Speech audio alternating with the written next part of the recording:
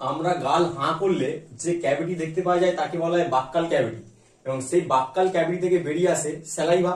সেই স্যালাইভার মধ্যে দুটো জিনিস আছে, একটার নাম টায়ালিন, একটার নাম লাইসোজাইম। টায়ালিন একটা এনজাইম, লাইসোজাইমও একটা এনজাইম। টায়ালিনের কাজ হচ্ছে যদি আমরা কোনো কার্বোহাইড্রেট জাতীয় খাবার খাই সেটাকে ব্রেক ডাউন করে ম্যালটোজ তৈরি করা, যেটা সুইট।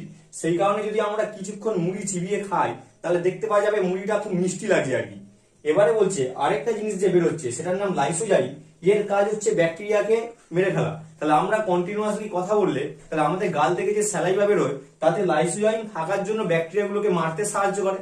রাত্রিবেলা যদি আমরা ঘুমিয়ে পড়ি তাহলে স্যালাইভা তো বেরোবে না, তখন কিন্তু সেক্ষেত্রে ব্যাকটেরিয়াকে মারাটা সম্ভব হয় না। এই যে কার্বোহাইড্রেটকে টায়ালিন ব্রেকডাউন করে ম্যালটোজ তৈরি করলো সেটা একটা ডাইস্যাকারাইড। পরবর্তীকালে যখন এই ডাইজেশন কমপ্লিট হবে তখন এই ম্যালটোজ থেকে আমরা পাবো গ্লুকোজ প্লাস গ্লুকোজ, মানে একটা ম্যালটোজ দুটো গ্লুকোজ হচ্ছে তৈরি।